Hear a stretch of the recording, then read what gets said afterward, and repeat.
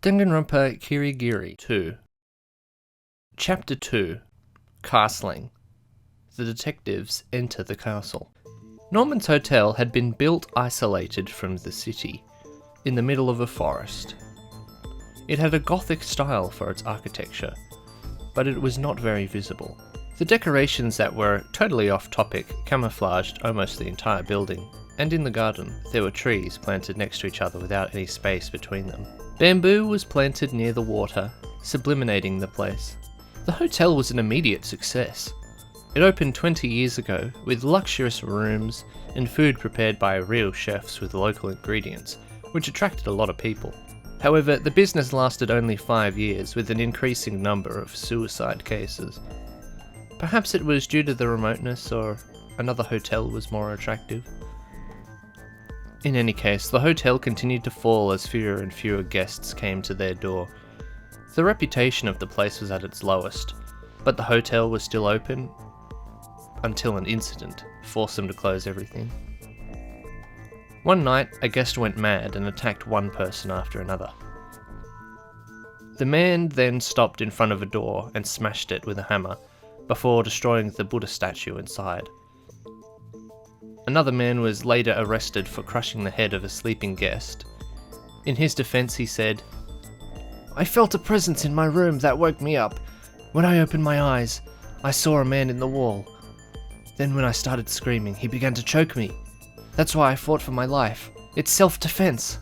The man seemed to have attacked the victim because she was supposedly hiding in the wall. In the next room, another body had been found.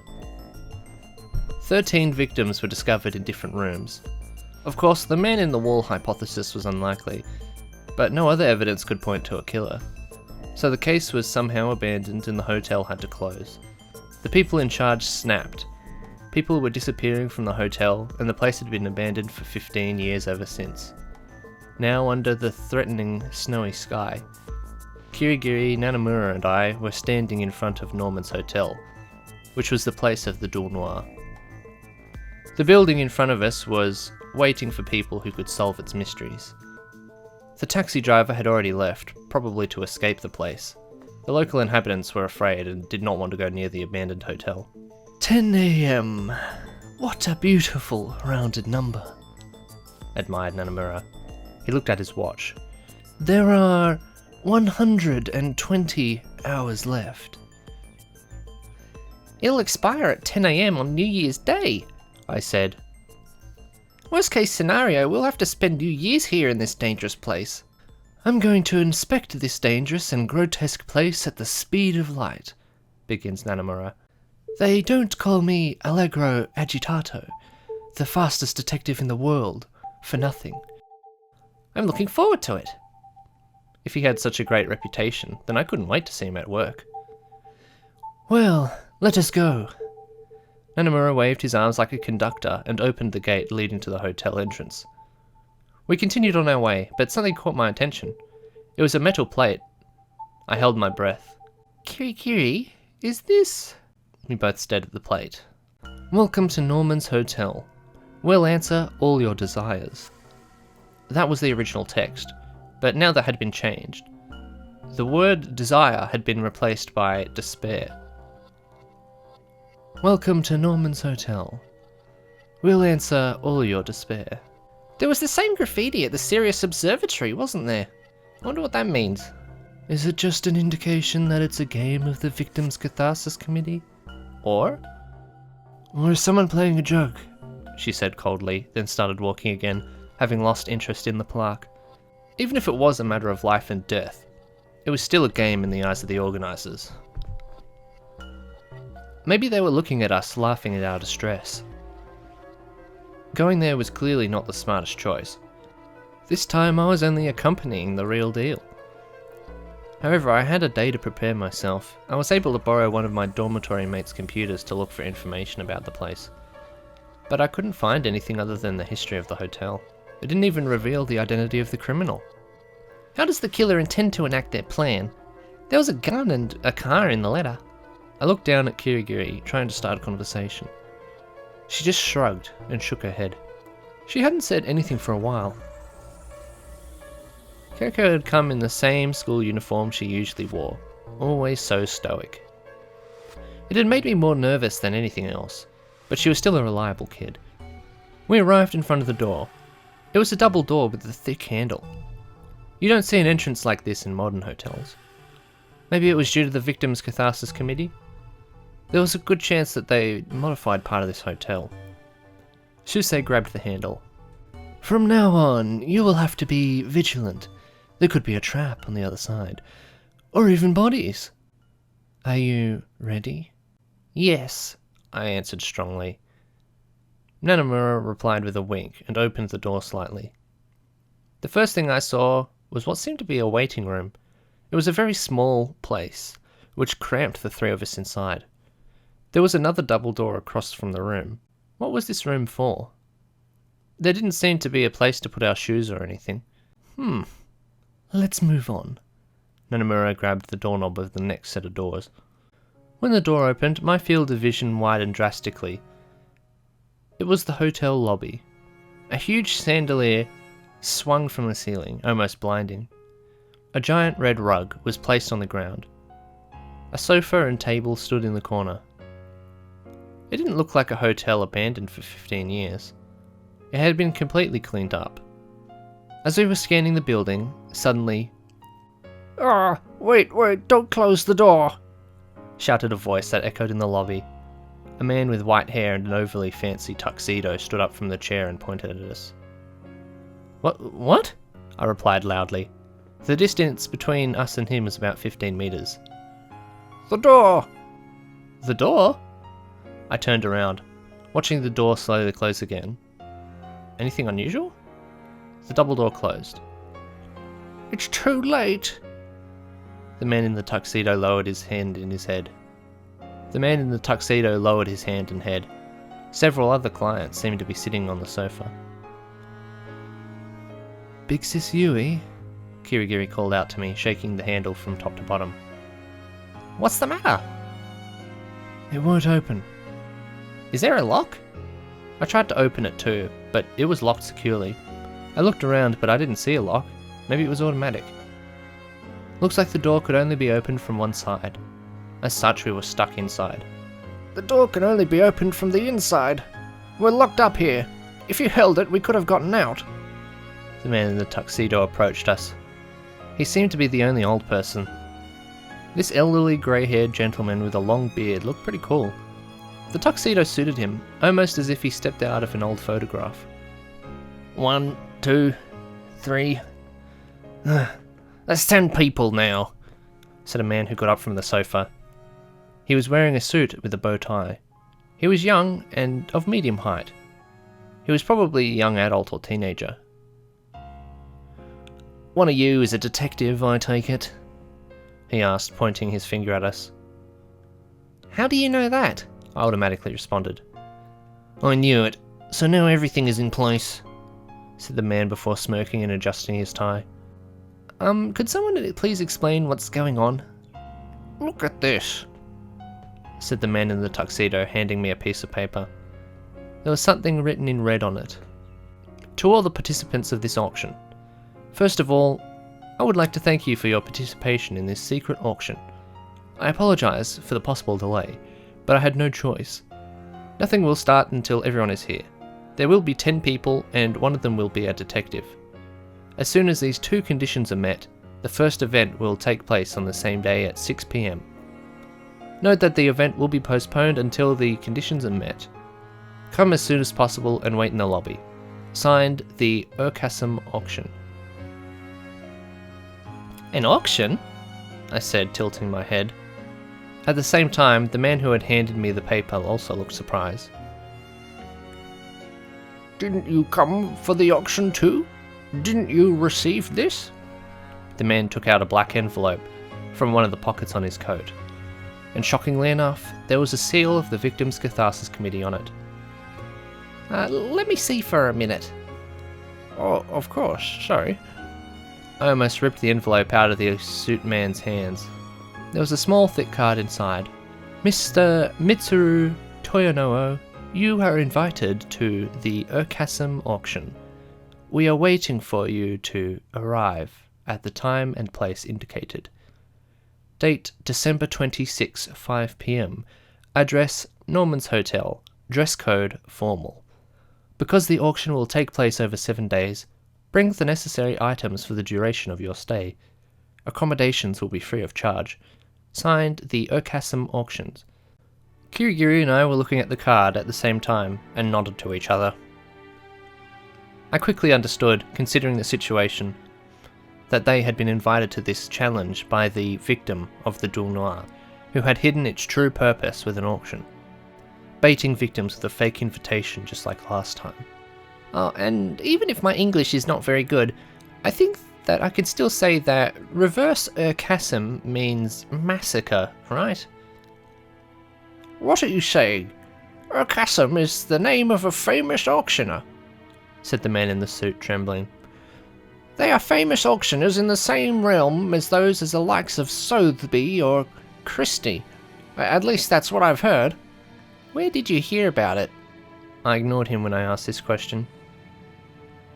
At a smaller auction, I met an Urkasm representative who invited me here. I have been waiting for this auction for a long time, and it is said that there will be very old things and rare artifacts. Collecting such antiques at auctions is my hobby. Mr. Toyano? It's a trap. Who would make a Sotheby bid in a ruined hotel? I said harshly. Well, it's a secret auction. He seemed agitated at this point. In my opinion, secret auctions being held in shady locations were par for the course. Still, given this situation, perhaps it looks like we were fooled after all. In fact, we were just discussing that before you came in. Behind the man stood several men and women in suits and fancy dresses. A man even wore a bow tie. They had all really been deceived by this invitation. Well, it doesn't matter. Either way, we can't get out of here like a boar trap. We were at our wits' end, thinking we were in big trouble when you came along. The young man with the bow tie stepped forward and said with a strong accent. Isn't it possible to get out through the window? I asked. They're all covered by iron shutters, and it's impossible to move them. Believe me, even with my muscles, I can't fit them around it. He rolled up his sleeves to reveal his white and slender arms. Aren't there any other windows in other rooms? Not even an emergency exit? Too bad we can't go to the other rooms. The 4 doors here are closed. So you've been locked up since yesterday? Yes, it was a long night with lots of questions in our heads. The man with the bow tie opened his arms and sighed. But with only 10 people, will the auction really take place? Said Toyonoo with bright eyes. If the invitation is false, the auction is undoubtedly false too, replied Bowtie. There was no doubt about it. The one who had given this invitation was the murderer of this Duel Noir. It wasn't clear if there would really be an auction or if it was an excuse to gather everyone together. So, what? Then we're just trapped here with nothing to show for it? What was the point of this then? I have no idea. Why the hell are you asking me? The 2 men started arguing. While I began thinking of words to pacify them, Nanamura stepped forward. Ladies and gentlemen, please calm down. He waited for everyone's attention to be drawn toward him before he continued. It seems we are stuck here with no apparent exit. If so, let us commence the one thing that we can. Leave. Is that not correct? Nanamura asked no one in particular as he strolled leisurely around the large lobby. The theatrical tone may have been a way to seize the initiative. We've tried everything, Toinoo stroked his long white beard, but to no avail. We've just waited here since yesterday.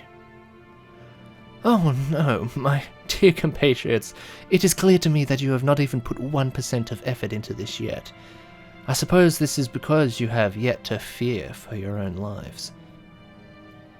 Nanamura walked in front of the people who were standing around the sofa and approached one of the tables. It was a large, thick-lidded wooden table.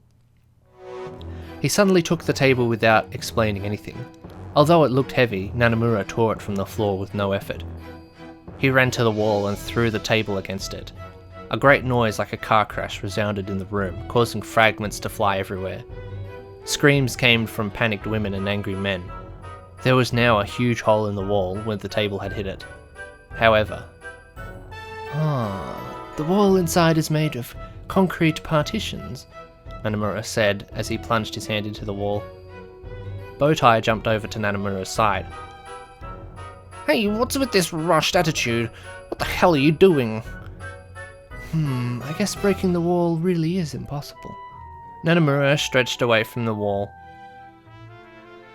As I should have known, a man nicknamed Allegro Agitato, the world's fastest detective, must have had somewhat extreme and abrupt methods, but at least it showed us that there was no exit available at the moment. Well, under the circumstances, believing there was a chance to escape was a disillusionment. We were locked up until something happened. The guilty party seems to be very thorough. They won't give us the opportunity to escape, at least until the killer's goals are made clear. I've been saying this for a while. And what killer? Who are they? If I had the answer to that question, there'd be no need for this omission. Nanamura sat on the sofa, crossing his legs. We will have to wait until 6 PM, which leaves us with 7 hours to go. A problem for me, since waiting is the thing I'm least good at. Anyway, the guilty party will have to take some form of action at that time. Are you going to wait for the auction? I asked the older detective. Well, we have no other choice. The culprit has set down the tracks, so let us wait for the train to arrive at its destination. Let us see what is ahead for us. Cold? I walked up to Nanamura and whispered to him. Haven't you contacted the police yet? He looked down at me with disappointment. Of course not. This is a showdown between the culprit and the detective. I would not do something as spoilery as that. Lives are at stake. I took out my phone and I turned it on. If Nanamura couldn't do anything, contacting the police may have been our only solution.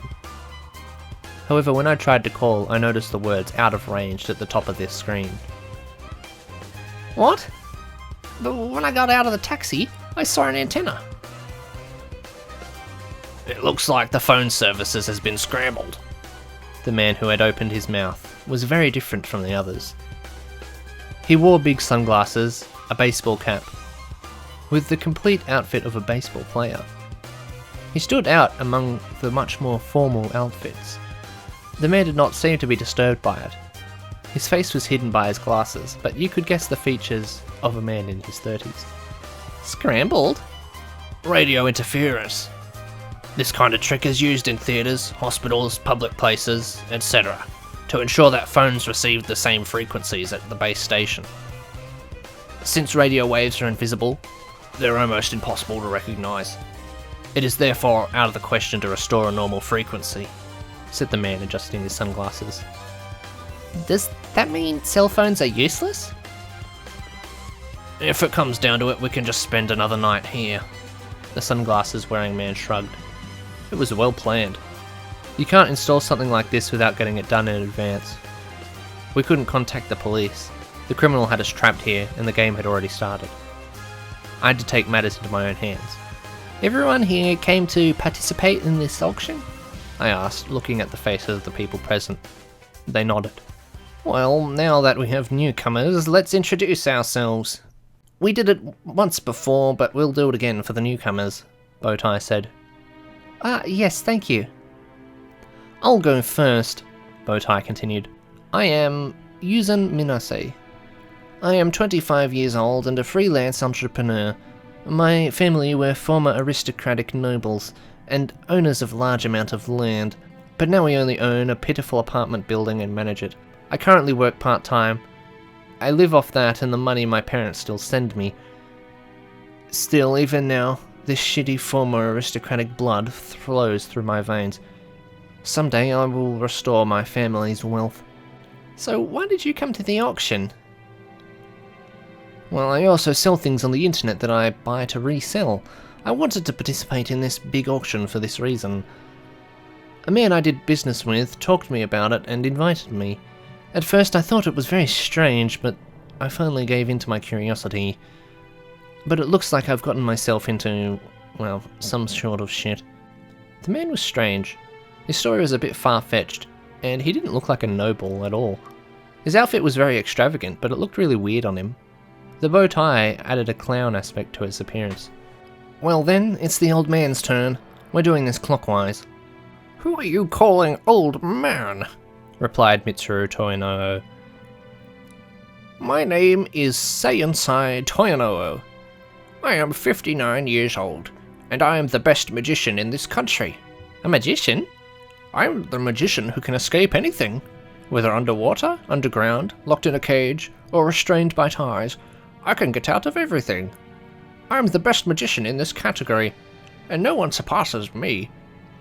My tricks are like miracles, and my abilities equal even the sublime Houdini's. I am the first in the position of great magic. The first? You've been on variety shows like Shoten, right? Well, if you're as good as that, why are you still trapped here? Shouted Minase. Hey, pay your respects, he replied. He looked even older than his real age.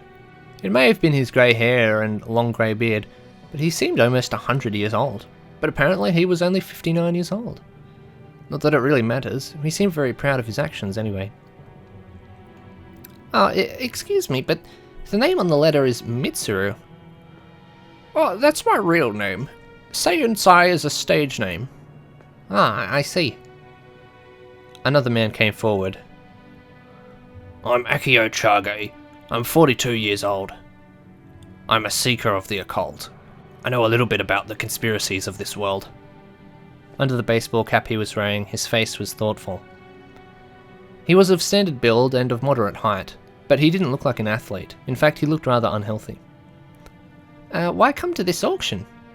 I can't say too much, but I saw a UFO on the roof of a building one night where I work.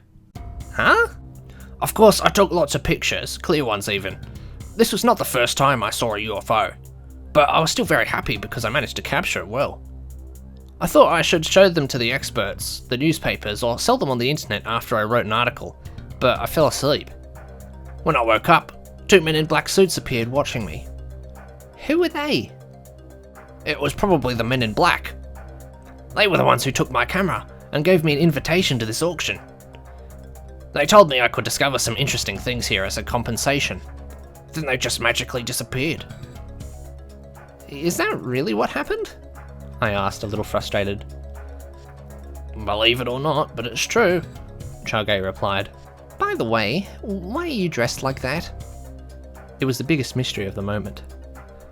Well, it's my formal outfit. Oh. Okay. Was he a joker? I should probably keep my distance.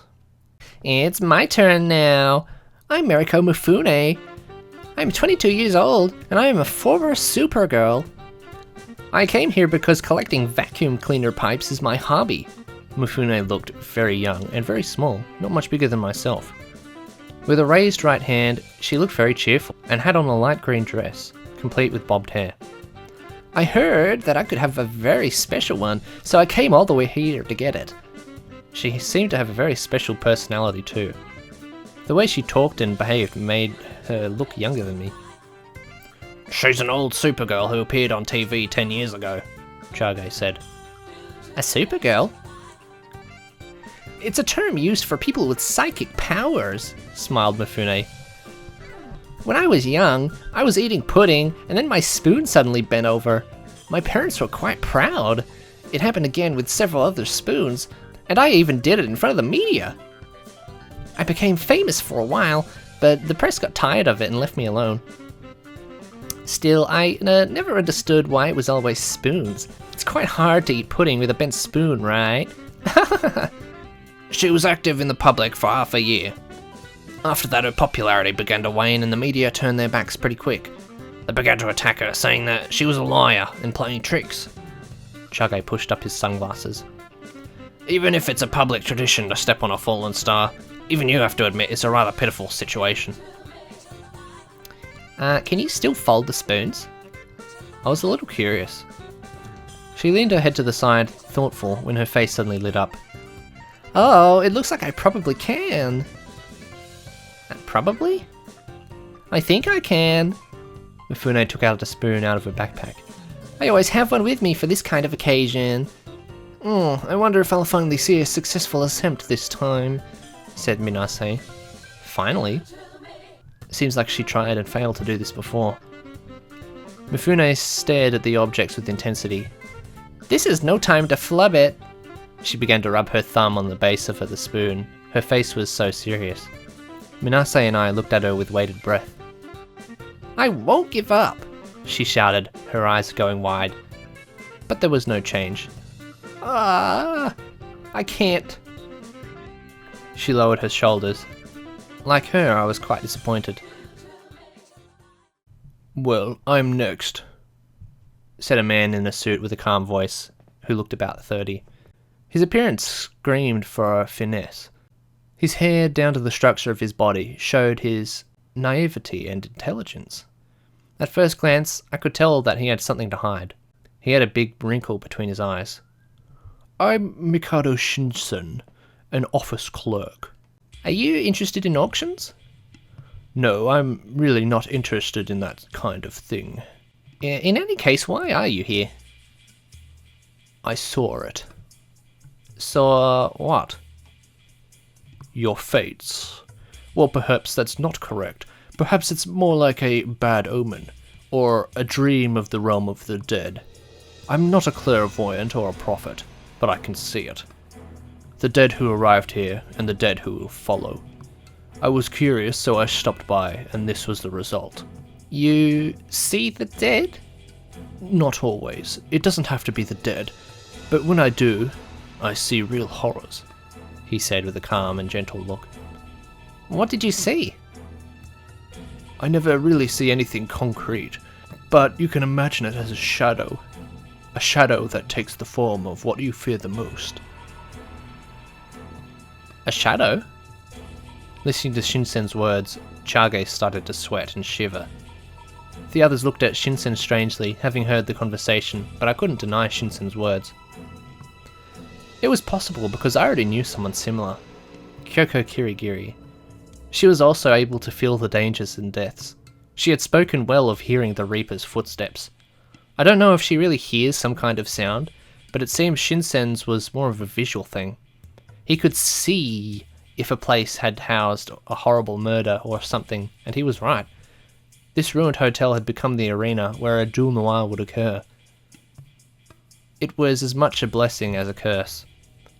He had seen some things lurking in the shadows of this place.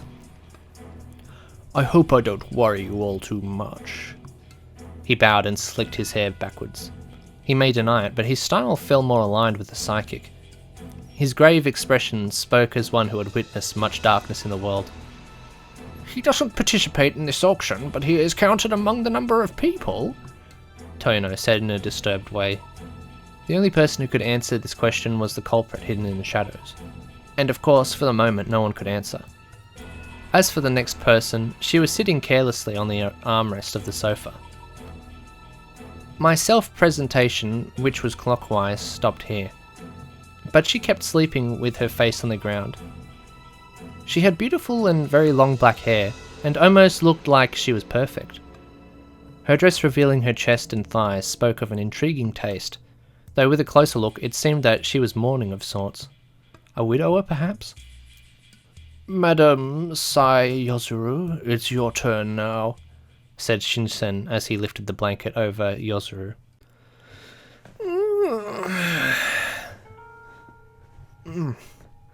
Thank you for waking me up. Had some time passed further, my craving for death would have reached the highest point in all my 21 years. The woman looked at me groggily.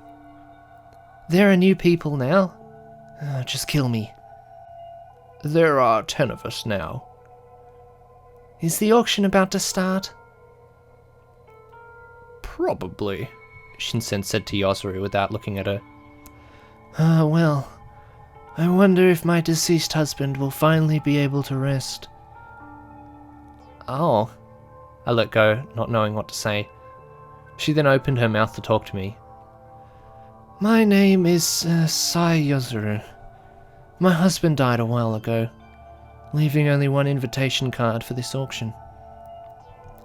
Have you received any explanations from your husband?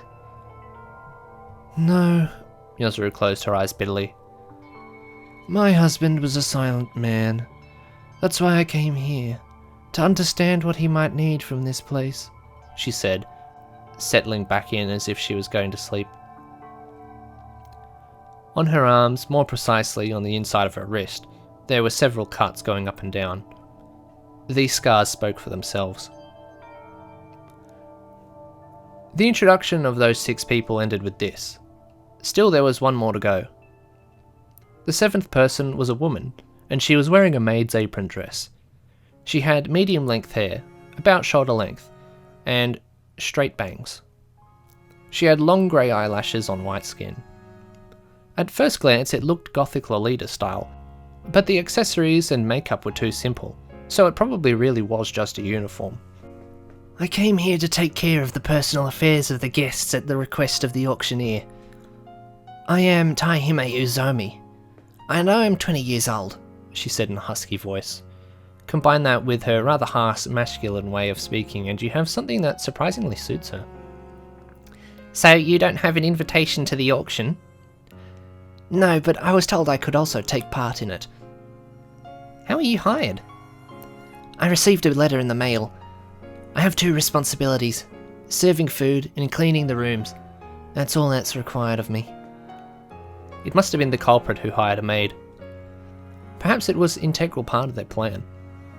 Even if they were in a ruined hotel, we can sleep more or less safely. I was relieved because I was quite worried about that issue. I had taken a lot of calorie mates with me in my backpack, but it seems like I wouldn't need it. The Duel Noir is a cruel killing game, but at the same time, as an entertainment program, it still has a fair basis. That being said, if it is for the sake of revenge, no matter how despicable the behaviour, the culprit should be able to do it. It would be easy and natural to poison the food, and by proxy us as well. It would also be possible to lock us up and let us starve to death, or during the night to secretly kill us and flee the scene. However, because the audience is not interested in this, things should be relatively okay. The reason why the detectives are specifically summoned is also because of this reasoning for maintaining justice. I suddenly came back and looked around. The whole process of the Duel Noir seems to be recorded by hidden cameras. Although I don't know if it is a live broadcast or only after editing it, there was no doubt we were being observed. We were being used as mere pawns. Of course, I doubt I could find the cameras. I heard that they were very small and hid ingeniously. All I could hope for is for the cameras to not be installed in the bathroom. It's your turn, you guys, Minase said as he pointed at us. Oh, yes, we have to introduce ourselves. But before that, please wait a moment, I ran to Nanamura and whispered to him. Can I explain the details? I don't mind, I was just thinking of entrusting this to you, and save myself some time to explain. Yes, sir.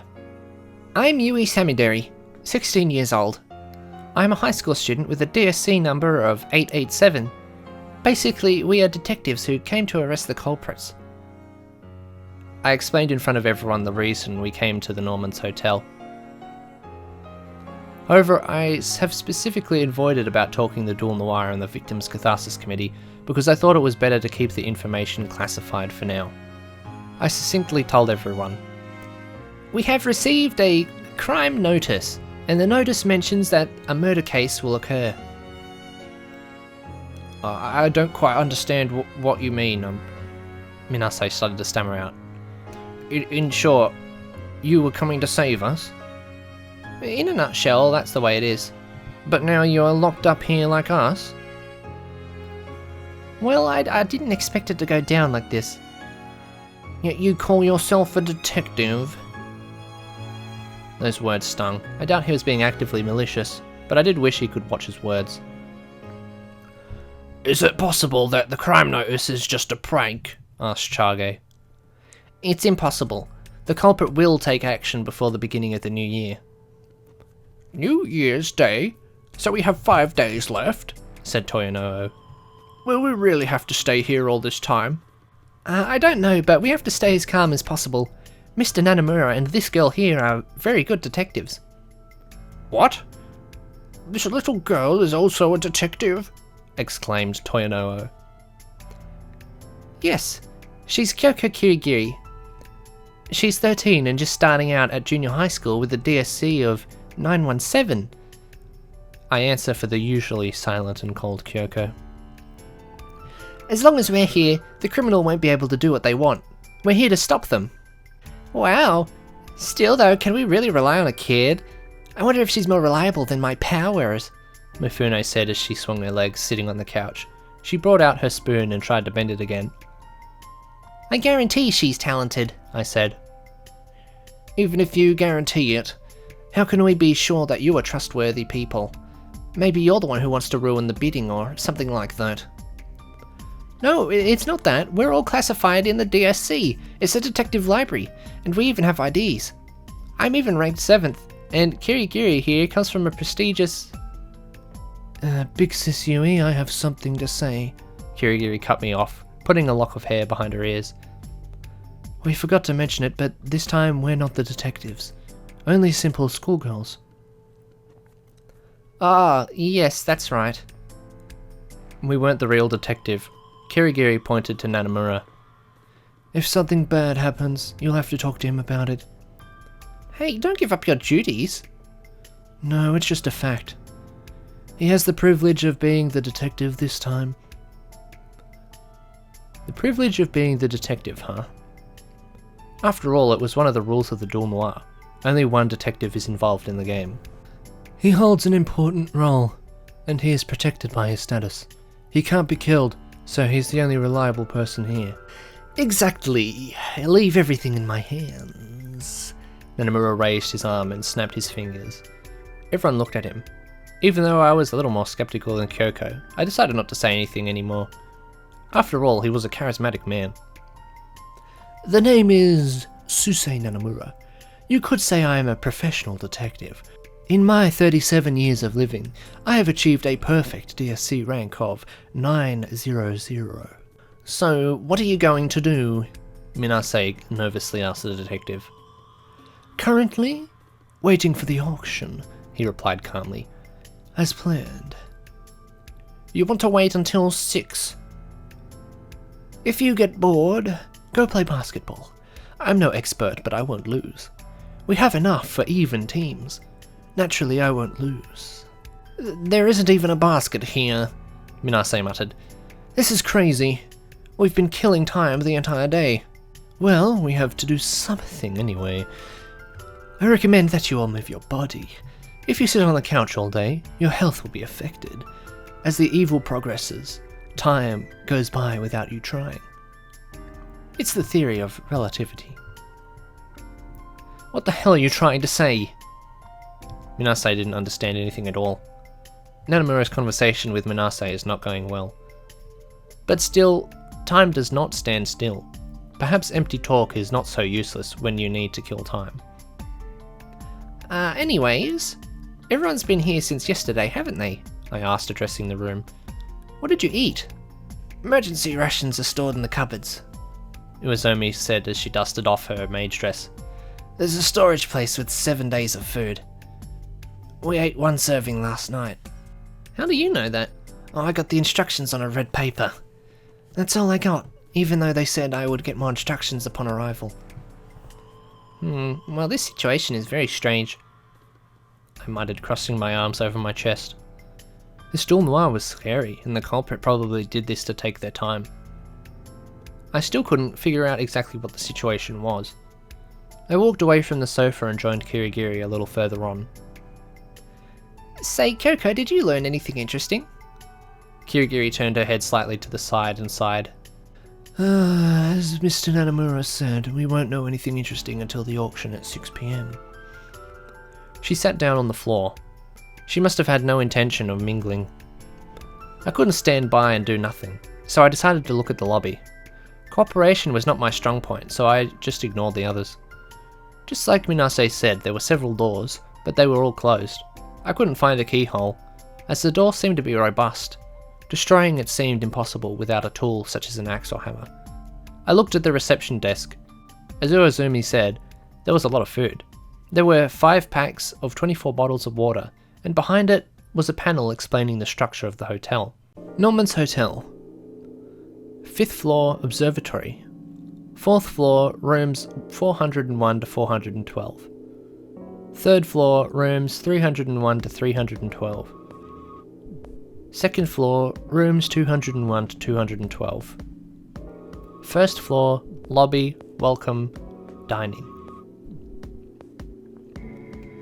There seemed to be an observation room on the 5th floor, but since I couldn't get out of here, going there was also impossible.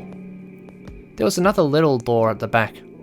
I opened it to see a room reserved for staff with a small office inside, and at the back was another door.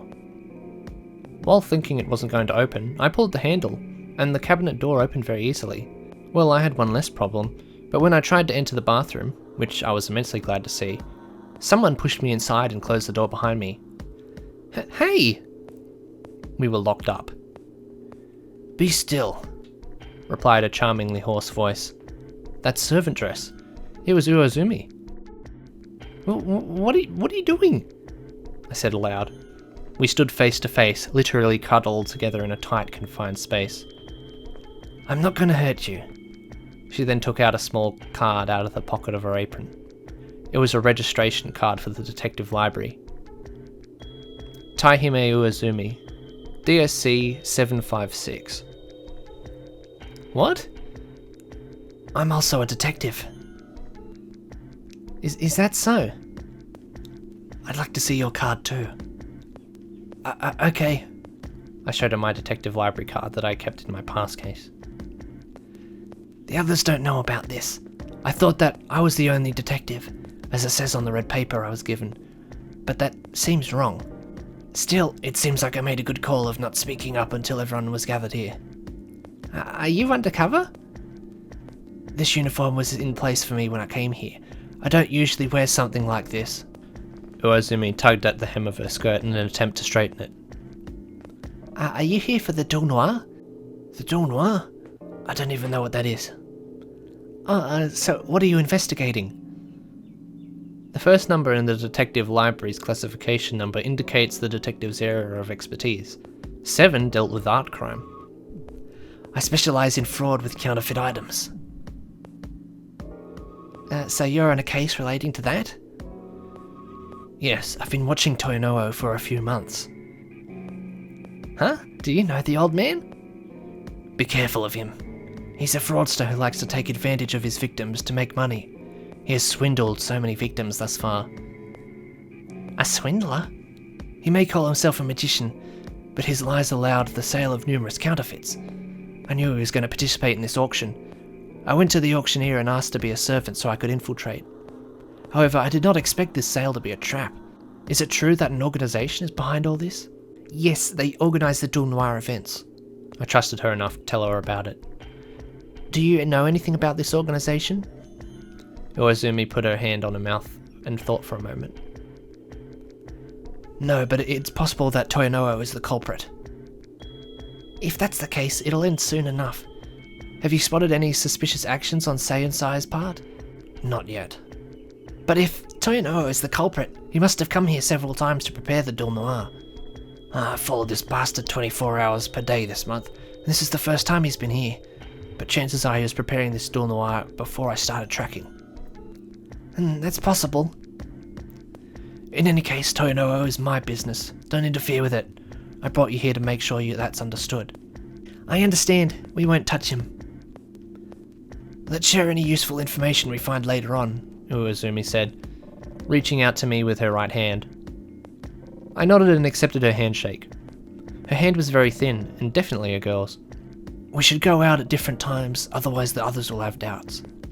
So I exited the washroom first.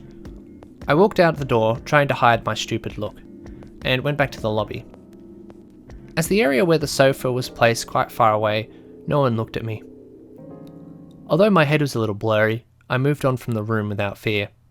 Another Dul Noir, another criminal, another detective. Was there any connection whatsoever, or was it just a coincidence? I went back to where Kirigiri was and sat next to her. Did you find something? She asked me. I shook my head bitterly. It was a little depressing in truth. Kirigiri repositioned herself, bringing her legs against her body and placing her head on her knees. Her gaze had a look that screamed, "I told you so." I was a little annoyed at myself for finding her so adorable. As for Detective Uazumi, I was silent. I had to know a little more about what was happening, and this place was open to curious ears. It'll be a long way to go until the auction begins, and almost an hour has passed. Not to mention, the auction and the identity of the culprit have yet to be discovered. Just what is their goal? Chapter 2. End.